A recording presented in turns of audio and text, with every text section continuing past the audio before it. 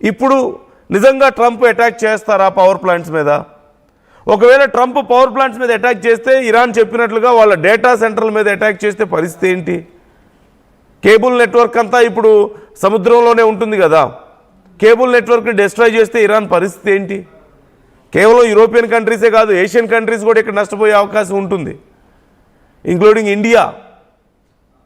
So ఏమేమి ఉన్నాయి అసలు ఇరాన్లో ఈ పవర్ ప్లాంట్స్ అనేది చూస్తే, అణు విద్యుత్ కేంద్రం ఉంది, బుషహార్ అణు విద్యుత్ కేంద్రం, న్యూక్లియర్ పవర్ ప్లాంట్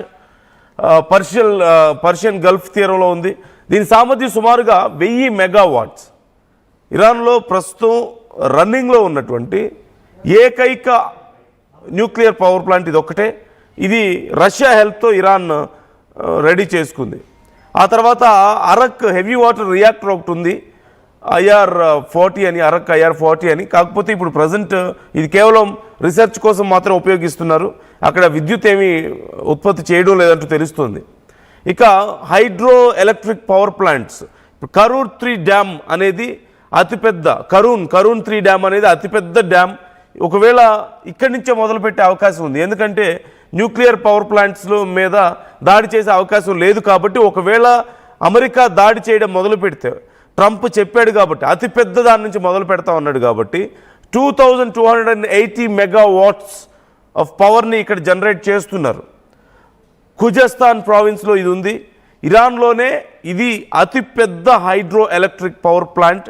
సో ఇక్కడి నుంచి మొదలుపెట్టే అవకాశం ఉంది. దీని తర్వాత ఇక మస్జిద్ సొలమాన్ డ్యామ్ ఉంది, దీని సామర్థ్యం అరౌండ్ 2000 మెగావాట్స్.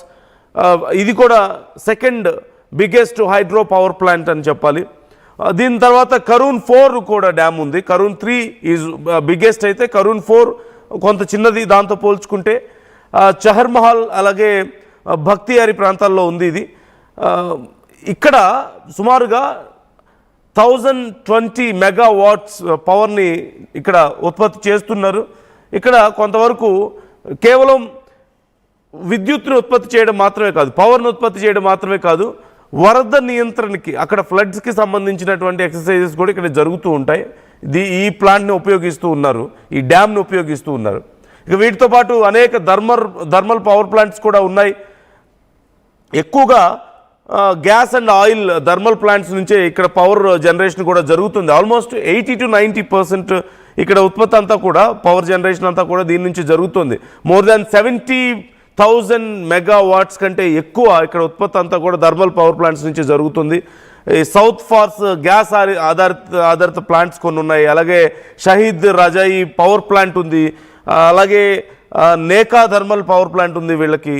అలాగే వీటితో పాటు మరికొన్ని రెన్యూవబుల్ పవర్ ప్లాంట్స్ కూడా లేకపోలేదు, like Meshkin Shahr geothermal power plant ఉంది. దీంతో పాటుగా షిరాయి బయోగ్యాస్ పవర్ ప్లాంట్ ఉంది. ఇలా చాలా ఉన్నాయి. సో వీటిని ఇప్పుడు మేము అటాక్ చేస్తాం, మొత్తం ఇరాన్ని అంధకారంలో ముంచేస్తామని చెప్పేసి ట్రంప్ హెచ్చరికలు జారీ చేస్తుంటే, మరోవైపు ట్రంప్ హెచ్చరికలకి ఏమాత్రం భయపడకుండా ఇప్పుడు ఇరాన్ కూడా తిరిగి అంతకంటే ఎక్కువగా థ్రెటన్ చేస్తుంది యుఎస్ని. ఏమని? మీ మొత్తం కేబుల్ నెట్వర్క్ని ధ్వంసం చేస్తాం అని చెప్పేసి చెప్తుంది.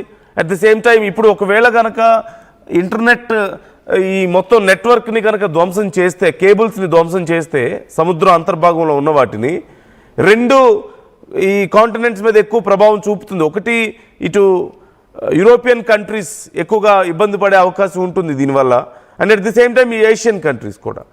సో ఈ రెండు కాంటినెంట్స్ కూడా తీవ్రంగా నష్టపోయే అవకాశం కనిపిస్తున్నాయి. మొత్తం మీద ఇప్పుడు ఇరాన్ నేనైతే వెనక్కి తగ్గను అని చెప్తుంది. స్ట్రెయిట్ ఆఫ్ హార్మోజ్ని ఓపెన్ చేయదు. రేపు ట్రంప్ ప్రకటించినట్లుగా 48 hours టైం అయిపోయిన తర్వాత నిజంగా ట్రంప్ వెళ్ళి దాడి చేస్తాడా? ట్రంప్ అసలు రిస్క్ తీసుకునే పరిస్థితుల్లో ఉన్నాడా? ఒకవేళ ట్రంప్ అమెరికాకి సంబంధించినటువంటి నెట్వర్క్ సిస్టమ్ మీద కనుక ఇరాన్ దాడి చేయగలిగితే, వాళ్ళ financial centres and information centres మీద కనుక దాడి చేస్తే పరిస్థితి ఏంటి? ఇప్పటికే ఇజ్రాయెల్లో ఉన్నటువంటి న్యూక్లియర్ పవర్ ప్లాంట్ దగ్గర, న్యూక్లియర్ స్టేషన్ దగ్గర కూడా ఇప్పటికే ఇరాన్ దాడి చేసింది. ఈ మొత్తం యురేనియంని శుద్ధి చేసేటువంటి ప్లాంట్ దగ్గర దాడి చేసింది. సో ఇంతకంటే పెద్ద థ్రెట్ ఇంకేముంటుంది ఇరాన్కి? ఇజ్రాయెల్కి ఇరాన్ నుంచి.